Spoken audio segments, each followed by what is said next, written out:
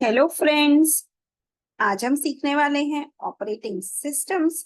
और ये जो प्लेलिस्ट है ये बीएससी आईटी डी या फिर एमसीए स्टूडेंट्स या कोई भी टेक्निकल कोर्स करने वाले हैं आईटी स्टूडेंट्स है उनके लिए ये प्लेलिस्ट बहुत यूजफुल है। हम स्टार्ट करेंगे chapter number 1 that is introduction to operating systems. तो हम देखते हैं इंट्रोडक्शन चैप्टर में हम कौन से टॉपिक सीखने वाले हैं। पहला टॉपिक है what is operating system, what does it do. Operating system organization, architecture, structure, operations, process management, memory management, storage management, protection and security, distributed systems, special purpose systems, computing environment. तो ये सारे हमारे operating system के topic है। हमारा objective क्या है वो हम देख लेते हैं। Objective is to take a grand tour of major operating system components and provide coverage of basic computer system organization। इसका मतलब है कि हमें computer organization plus operating system की जो कंपोनेंट्स है उसके बारे में हमें सीखना है। तो सबसे पहले देखते हैं what is operating system. So operating system it is a programme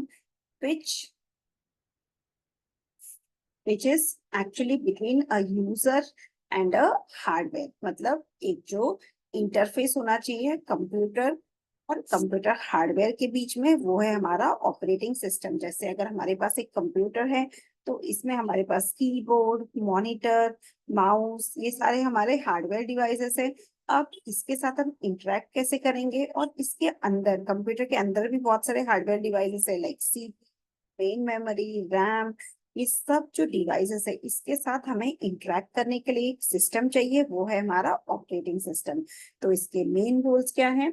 one is to execute user program and solving user problems and make computer system convenient to use. मतलब हमारा जो कंप्यूटर सिस्टम है वो हमें कन्वीनियंट होना चाहिए और user के प्रॉब्लम्स हमें सॉल्व करने हैं and to make the hardware efficient. हम देखते हैं अभी computer system structure. Computer system इसके अंदर कौन से हार्डवेयर सॉफ्टवेयर के पार्ट है वो हम देख लेते हैं। सबसे पहले हार्डवेयर। हार्डवेयर में आता है resources like our CPU, memory and input output devices. फिर आता है operating system that controls and coordinates use of hardware among various applications and users. तो ये हमारा सेकेंड कंपोनेंट है। सबसे पहला कंपोनेंट हो गया हार्डवेयर जैसे कि CPU, memory, input output devices like monitor, mouse, keyboard. ये जो हमें एक्सटर्नल डिवाइसेस दिख रहे हैं वो हमारे इनपुट आउटपुट डिवाइसेस हो गए। फिर आता है ऑपरेटिंग सिस्टम जो हमारे हार्डवेयर को कंट्रोल करता है, एप्लीकेशंस को कंट्रोल करता है, यूजर्स को कंट्रोल करता है और उनके बीच में कोऑर्डिनेशन के लिए हम यूज करते हैं। फिर आता है एप्लीकेशन प्रोग्राम जैसे कि हम इसमें वर्ड, एक्सेल, पावर पॉइंट, कोई database, video game, web browser, compilers, ये तो जो हम यूज कर रहे हैं वो है हमारे एप्लीकेशन प्रोग्राम। आते हैं यूजर्स। यूजर्स में आता है people, machine and other computers. तो ये सारे जो कंपोनेंट्स है, फोर कंपोनेंट्स है, वो सब हम कंप्यूटर सिस्टम में यूज कर रहे हैं। अब आता है इनकी लोकेशन। तो ये आप देख लीजिए सबसे टॉप में आते हैं हम यूजर्स। उसके बाद आता है हमारा जो सिस्टम एंड एप्लीकेशन प्रोग्राम। इसमें compiler, assembler, text editor, database system आ गया। उसके नीचे आता है हमारा ऑपरेटिंग सिस्टम जैसे कि विंडोज, लिनक्स, ये हमारा ऑपरेटिंग सिस्टम हो गया। और उसके बाद आता है हमारा कंप्यूटर का हार्डवेयर जैसे कि सीपीयू, मदरबोर्ड, ये सब हमारे जो कंप्यूटर सिस्टम के अंदर जो हार्डवेयर है। तो ये हमारा जनरल ऑर्गेनाइजेशन ऑफ कंप्यूटर हो गया। अब देखते हैं operating system definition. So OS is a resource allocator. सबसे पहला इसका काम जो है रिसोर्स एलोकेट करना, मतलब इसको सारे जो रिसोर्सेस है उसको मैनेज करना है। जैसे कि कंप्यूटर के जो मेन रिसोर्सेस होते हैं वो होता है कंप्यूटर की मेमोरी और उसका सीपीयू टाइम। तो ये जो रिसोर्सेस को हम मैनेज करते हैं वो हो गया हमारा resource allocator. Then decide which decides conflict between request for efficient and fair resource use। मतलब ये जो रिसोर्सेस की जो डिमांड होती है उसको वो सॉल्व करता है। फिर आता है OS works as a control program, मतलब it controls the execution of program to prevent error and improper use of computer. मतलब ये जो सारे प्रोग्रामिंग को ऑपरेटिंग सिस्टम कंट्रोल करता है, कोई एरर या फिर कोई इम्प्रॉपर एग्जीक्यूशन को ये प्रिवेंट करेगा। इसके बाद आता है no universally accepted definition for operating system. Of course because operating system बहुत सारे काम करता है कंप्यूटर के अंदर, इसके लिए हर एक काम ऑपरेटिंग सिस्टम ही कर रहा है। So we can not give one definition to operating system, but इसका जो मेन पार्ट है उसे हम बोलते हैं कर्नल। तो ये जो कर्नल है, it is just a program which actually manages all this task of operating system like memory management, process management, error management and everything else. अब जाते हैं कंप्यूटर स्टार्टअप। तो जैसे ही हम कंप्यूटर को स्टार्ट करते हैं तो हमारा जो बूटस्ट्रैप प्रोग्राम है वो लोड हो जाता है और ये कंप्यूटर को स्टार्ट करता है। फिर इसके बाद हमारा रोम और EEPROM। सो जनरली हमारे पास होता है ROM, that is the random only memory.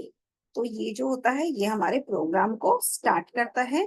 then it initializes all aspects of the system, loads operating system kernel and starts execution of the system। मतलब bootstrap प्रोग्राम है, ये सिस्टम को start या reboot करने के लिए हम यूज करते हैं। Computer system organization. So computer system operation हम देखते हैं। ये देखिए, जैसे हमने बोला था कि हमारे कंप्यूटर में एक्सटर्नल डिवाइसेस है like desk, mouse, keyboard, printer, monitor, ये हमारे हार्डवेयर डिवाइसेस हो गए। अब हार्डवेयर डिवाइसेस को कंट्रोल करने के लिए हमारे पास अलग अलग सॉफ्टवेयर है, जैसे कि प्रोग्राम एग्जीक्यूट करने के लिए CPU, डिस्क कंट्रोल करने के लिए डिस्क कंट्रोलर, सारे जो इनपुट आउटपुट डिवाइसेस के लिए हमारे पास है USB कंट्रोलर, और ग्राफिक्स जो मॉनिटर के लिए हमें ग्राफिक्स कंट्रोलर लगता है। तो ये सारे हमारे हार्डवेयर डिवाइस हो गए। उसके रिलेटेड हमारे पास ड्राइवर्स और कंट्रोलर्स हो गए, और फिर आता है हमारी मेमोरी। तो कंप्यूटर ऑर्गेनाइजेशन को हम सिंपल वे में ऐसे समझ सकते हैं कि हमारा जो हार्डवेयर डिवाइसेस है, उसके बाद हमारे ड्राइवर्स है, और फिर अंदर हमारी मेमोरी है जिससे कंप्यूटर वर्क करता है। अब देखते हैं कंप्यूटर सिस्टम ऑपरेशन कैसे काम करता है। सो IO devices and CPU execute concurrently, मतलब इनपुट आउटपुट डिवाइसेस और जो CPU है वो दोनों साथ में एग्जीक्यूट होते हैं। हर डिवाइसेस के हर एक इनपुट आउटपुट डिवाइस को एक कंट्रोलर की जरूरत होती है। अब input output has a local buffer.